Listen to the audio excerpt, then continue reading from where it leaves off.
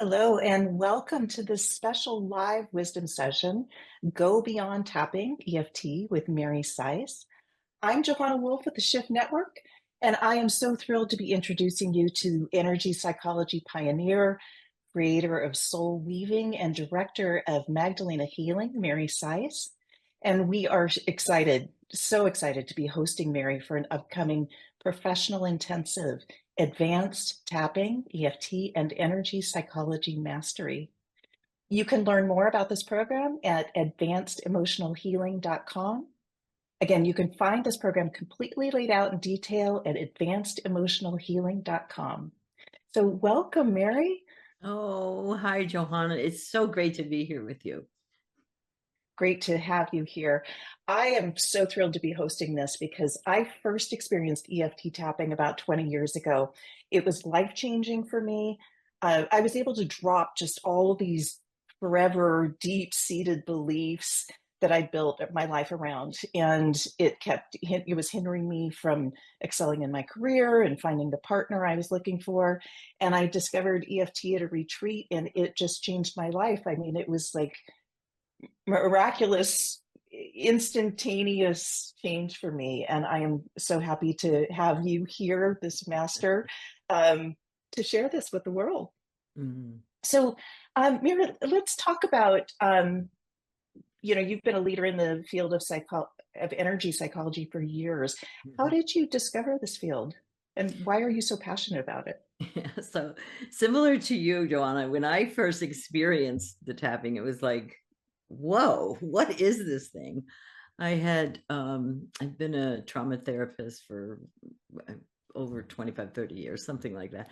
And what I noticed in doing therapy work that oftentimes when I would talk to my clients about what happened to them, they would get worse. And they'd been so traumatized, some of them, so that I kind of knew that this isn't a good idea to keep talking about trauma, but we didn't know why. It was in the 90s. We didn't know much about the brain. We didn't know much about, talk therapy was just the thing, and I was at a conference and I had learned EMDR, which is an eye movement therapy, was having great success with that. And somebody started talking about this tapping thing and energy and meridians. And I'm like, I don't know, I didn't know meridian from a blood vessel. I mean, I didn't even know what they were talking about, but it had eye movements in it. And I knew there was something with the eye movements. And so I got some free videos you could get at the time. And I started watching them and I was like, this is like way too weird. You're tapping, you're moving eyes. I was okay with the eyes, but the tapping, I didn't get it. But I went into my office and I had a client there who never could use a bathroom in public. She had been abused in this bathroom. And she always would have to go home to use a bathroom. She couldn't go to the mall. She couldn't, even at work, she couldn't use the bathroom without having panic attacks. And it didn't make any sense. And I could talk to her on and on about this is a safe bathroom. Now walked in, but she just couldn't do it. She'd have these horrible panic attacks. And I said, well, I watched these videos. I had no idea what I was doing. And I did it with her, the tapping and the eye movements, and it was done. She was calm. I said, well, let's test it. Go in our bathroom here. I was working at a big medical facility at the time. And she walked in the bathroom. There was no panic. She went to work. She walked in the bathroom at work, which she had never been able to go near. No panic. It was over. And I was like, whoa, what is this thing? Like, what just happened? I had no idea. And then so then I really started using it on some of my colleagues at work. I said, well, I got this new thing. Let me practice on you and give me an issue. It was really crazy. And they would, and nailing it. And I worked with the psychiatrist there. This is a funny story too. And he was all stressed out because we were having all these changes. And I said, well, come in. I got this thing. And we did it. And he was calm. And he's like, he was the medical director. He goes, what are you doing? And I said, I don't know. I only watched a couple of videos, but isn't this really cool? And then I went and studied and went to Roger Callahan, who had created it. Yeah, he called it TFT at the time. And that's where it started with Roger. I trained with him several times and learned all about how he figured it out. And I actually taught for him for a while. And then, but most people know a version of TFT. The biggest one most people know is Gary Craig's version called EFT, because the internet was coming out at the time. That's how long ago this was. And Gary got it on the internet and he put out the videos. His videos were the first things I saw. So that's how I got into it. And I have millions and millions and millions of stories about how it works. And because I was working with such deep trauma at the time, we didn't even know parts work back then. And I was working with parts and people with even, it was called multiple personality at the time. I mean, this was the caseload I had. I had to create coursework because there was none to how to do it successfully and so that's been my life's work. And I love it. It's amazing. I know you've taught numerous courses for us, Mm-hmm. and it's one of our audience's all-time favorites. Mm-hmm. And there's more to learn. So I'm curious, like, what can students expect to learn in this course that they might not find in another energy psychology or tapping program? Well, I think the biggest thing I bring to the dinner table here is how to work with parts, how to work with people who have really been multiply traumatized. How do you integrate that? How do you do this work safely? You know, there's a great saying that a hammer is a great tool unless you use it on glass. And so anyone who's using this as a professional, whether you're a coach, an EMT, even a school, you need to know some stuff. You need to know when to go fast, when to go slow. How can I safely use some of these things without and integrate them into really good clinical care? That's the one thing I really bring. And the other piece I bring is what's called soul weaving, where we go back and get where someone is frozen in time. And I can give you examples of that. That's one piece. The second piece I bring to it is I know what to do when it doesn't work. Because my clients were so complicated, we could say, and fragmented, had parts. No, we're not, they could block the standard tapping from working. Easy, they could block it. And so then how do I get around that? How do I look at what is the resistance? What's going on? What's going on even with their polarity that can reverse things for people, and the tapping won't work. So to me, if you want to learn it, if you really want to learn it, you want to learn what to do when it doesn't work, because most of the time it's very, very easy and anyone can learn it. Children, anyone can learn it and quiet their nervous system down and move their eyes and have relief. It's so powerful. But what do I do when it doesn't work? And how then do I go, or do I go, depending on what my role is and what's my license? When do I, especially if you're a coach, when do I refer? But to think that you can work with people nowadays and not deal with trauma is kind of naive. I mean, if we look at the hurricanes, we look at the school shootings, we look at all the trauma on the planet right now, the wars, how can we not know how to effectively work with people? And again, without making them worse. It's so important.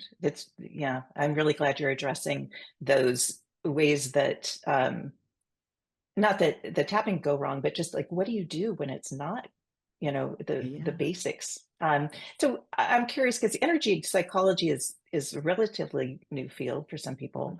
Can you explain some of the basic principles behind tapping and how it can be used to clear emotional blocks and trauma? Mm-hmm. So, I mean, the basic principles, well, the one biggest principle is we're all energy. You may think you're solid, but you're not. If we look at you under an electron microscope, you're not solid at all. Okay. And your energy vibrating. And we know from Eastern, like from Chinese medicine, you've all heard of acupuncture and acupressure. And then in even more of a Vedic Hindu tradition, you heard of the chakras. Like if you do yoga, they talk chakras. And you have to remember when we were doing this, nobody was talking even karate back 30 years ago. So whatever. But energy psychology is it's a branch of psychotherapy that uses these energy systems for psychological problems. So we might use the chakra system. There's different ones that use the chakra systems. We might, some people even, if you're doing, some kinds of energy work, you might work with the aura. I know even at the shift you have people that do toning like that. That's what that is. It's working with the energy field and the frequencies of the body and the energy of the body, especially the aura. And in tapping, what we work with is the meridian system of the body. Now you can think of meridians like train tracks. It transports the energy through the body. And they call it different things based on what organ it goes through. So you'll hear liver meridian, and you'll hear about gallbladder or whatever. And in Chinese medicine, they've mapped them, and different emotions go with different meridian points. And Dr. Callahan, especially, he mapped and had specific algorithms that we learned. For example, for anxiety, you would tap this point, you would tap this point, you would tap under the arm. And the points he chose were meridian points that were close to the surface of the body. Because the truth is, you tap on your body, you're going to be hitting a meridian somewhere. But he chose these, and then a way to structure it so because he was psychologist, and a way to structure it to help people, especially with their phobias, with anxiety, with trauma, with rage. I mean, grief, guilt, you can use it. There's different meridians for different emotions. So again, energy psychology is energy systems for psychological problems. So for example, I technically can't say that you could use, that I could work with you if you come to me and you have a pain, back pain. Like I'm a therapist. I'm not supposed to do medical things. I can't advertise I do them. I can't anything. But I can tell you that when we get the emotional component of the pain, maybe I was working with somebody with frozen shoulder, and really what was stored in there was rage. She was really mad about a situation. And rage for me is anger, and you're helpless. Like it was a situation, but she couldn't speak up about it. And when we did the tapping in, we focused on the pain there, what the pain might say, and then we did tapping with that and eye movements. It got better. And there's a lot of people talk about that. And I have a lot of examples of times where I had this one lady who was robbed at gunpoint, and for 6 months she couldn't even function. She had nightmares and flashbacks. And then when I first saw her, she came in, she was with a walker. She was using a walker. Within 3-4 sessions, she didn't even need her walker anymore. And I have a lot of examples like that. So, but we have to use it for psychological problems because we're therapists. Yeah, I mean, it sounds, and from personal experience, it feels like it's a panacea for everything, and it truly does feel Well, like I'm that. not saying it is, but to me, you've got to know some things. The worst, saddest part for me is when somebody says to me, "Oh, I tried tapping, but it didn't work," and I want to say, "Well, who was doing it with you, and how were they trained?" And because people are smart, they're not going to go deep with somebody who doesn't really know what they're doing. And like we're smarter than we give ourselves credit for. And sometimes you have to be really ready. I have a really good recent example of that, where I had worked with this person. She had been in a trauma where, I think she was in her 20s or something. They were on a kind of a sailboaty or a light boat, a light craft, and there was a fog. And when what happened was a big ship crashed their boat. She went up in the air, she went in the water, and found herself underneath the boat. And anyway, so we had done she had that experience, and she had had another near drowning one when she was even younger. We had done a lot of work on that. It didn't make sense. And so anyway, we had done a lot, and she was doing so much better. But then she was back. She has to go on a trip, and she's afraid to be trapped in an airplane, and so I said, tap into that. We went back to look at where she's stuck, and it was in that boat thing. And I'm thinking, oh, we got that boat thing, And anyway, but where she was trapped, she had totally forgotten this part of the memory. She's under the boat, and she got that surge of energy that people get, where they talk about they could lift a car because they're their child is there. She got that, and she's got her hands, and she's trying to lift it was the big boat off of her. And what was coming towards her was this motor sound. And she really thought she was going to get like just chopped up. She had totally forgotten that. We had never worked on that in the other trauma. So we worked on and the thing. And then as we put the whole thing together and that memory fade, what happens is the memory, instead of you being reliving a memory, you can remember a memory. I can't take the memory away, but it was now gone. And it was further away. It was more, we could say, in her long-term memory. That went away. And, she cried, and we did the tapping. And what we linked was she had an upcoming trip. It was the motors of the plane that were triggering the motors of the boat. And when we got that thing, now the thought of her going on the plane was not as distressing. It's fascinating. People are interesting. It's for me, I feel like a detective sometimes. Where does this go? Like it's a puzzle piece that's missing. What's missing? And if I can find it, and we can then release it where she was frozen, we could say frozen in time. She actually had a near-death experience with it too. But that piece there was before the near-death experience. She surrendered, and then whatever. If you can get it, people get their lives back, and then they're not afraid to do some things. Or she always had to have a plan B, we would call it. And it's fascinating. I've just seen so many miracles with it, but you have to be trained in how to really get it, how to really not give up or think it didn't work, or go, all right, there's something else here, let's be curious and go and look at it.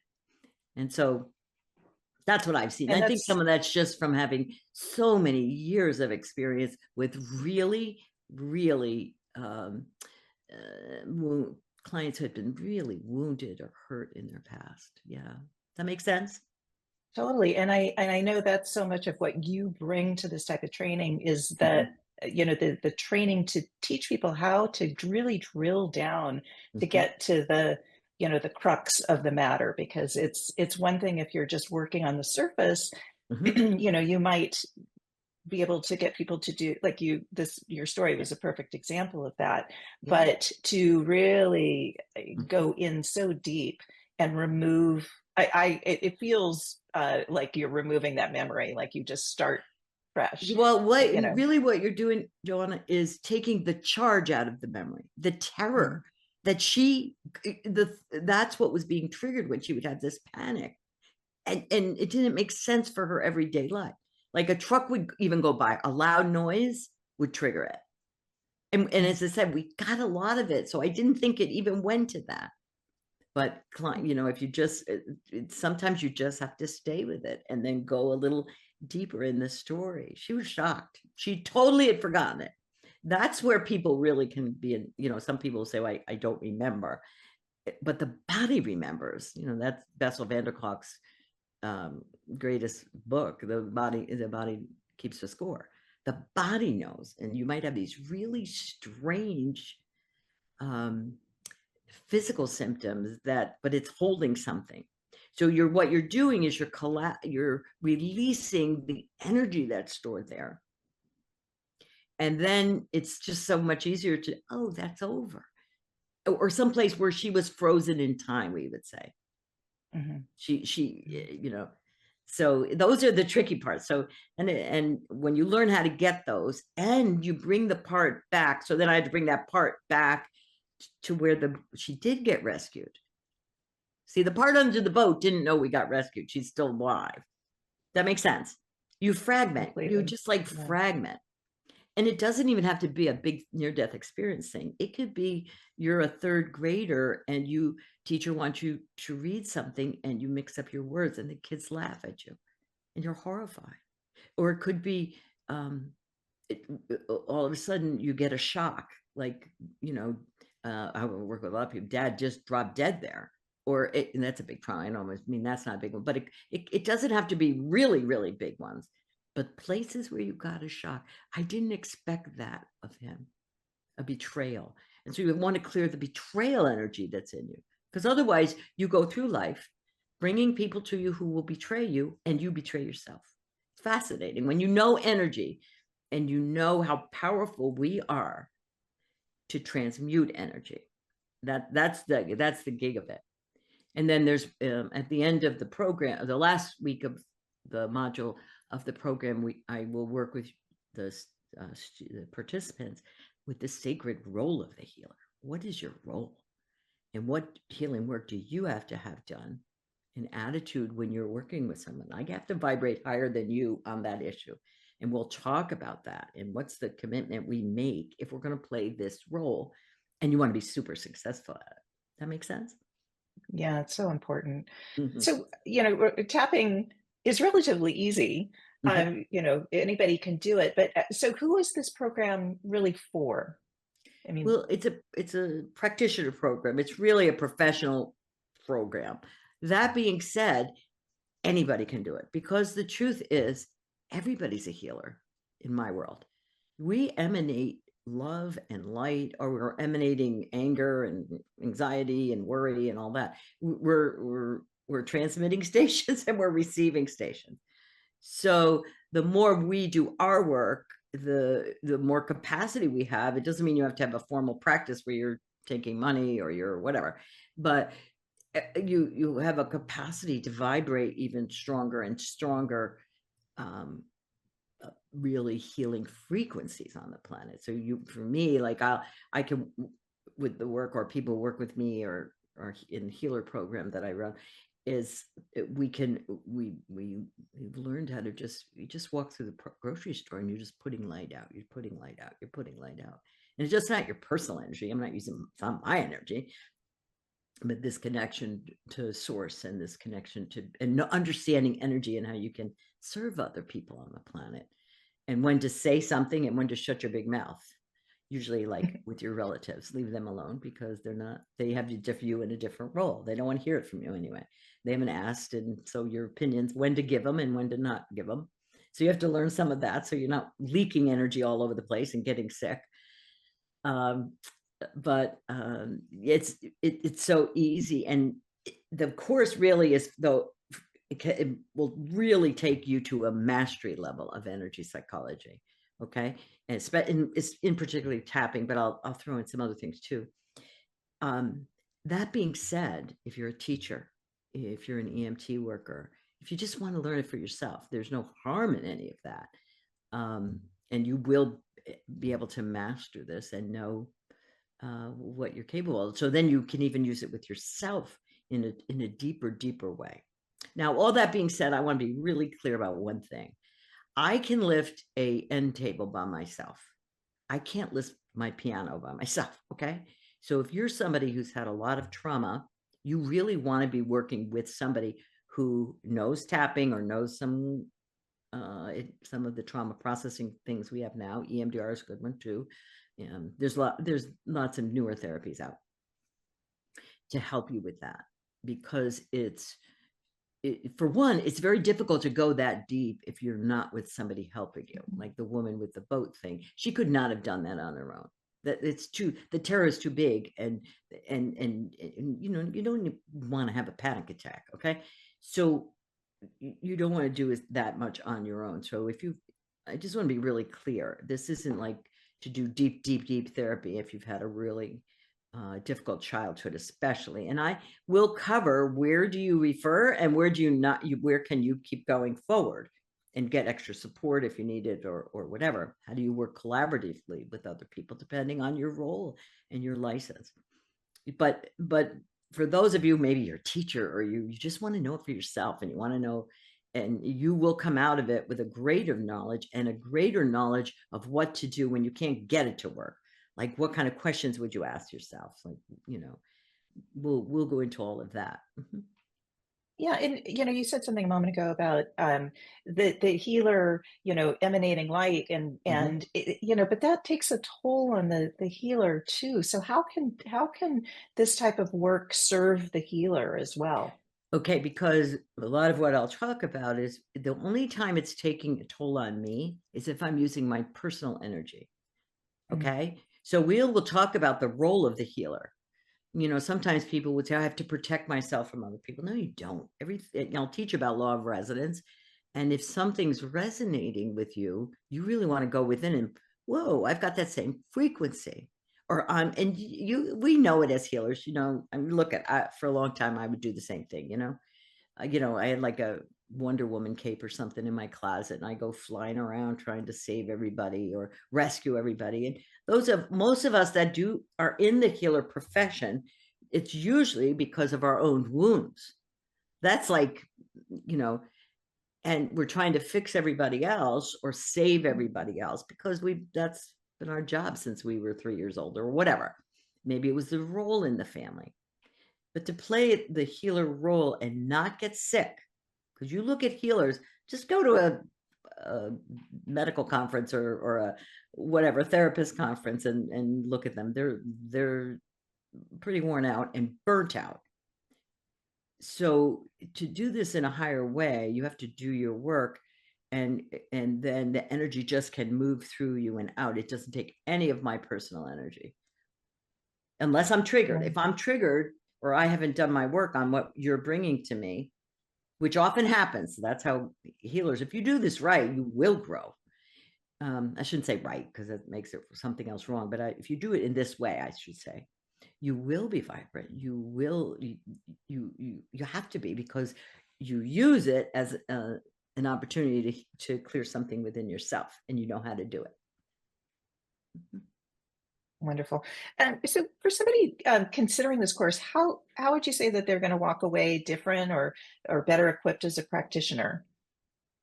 Well, for one, you'll know, for me to be, if I'm doing a technique, for example, and it doesn't work, I kind of look like an idiot, like the clients will think, yeah, Mary, your stuff doesn't work. And, you'll at least feel more confident in it. You'll be able to know what to do if it doesn't work. You'll be able to know how to explain it.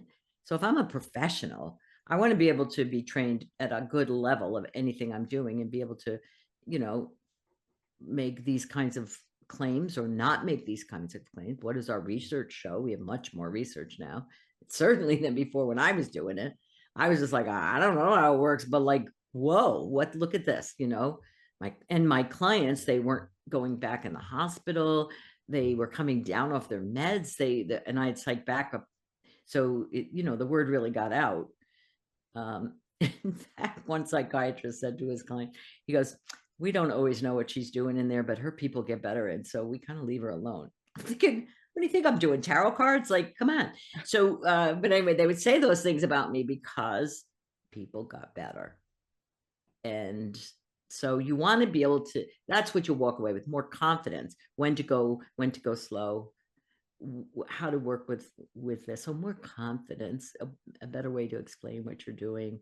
I think that's what you'll work. And then for yourself, you'll know how to use it, and you'll hopefully make some friends. And that's what I love about the shift, because we have the communities and the Facebook group and the practice time, and you'll have somebody right there, maybe a buddy that you can work with each other on certain things. And so you'll grow in this really safe environment.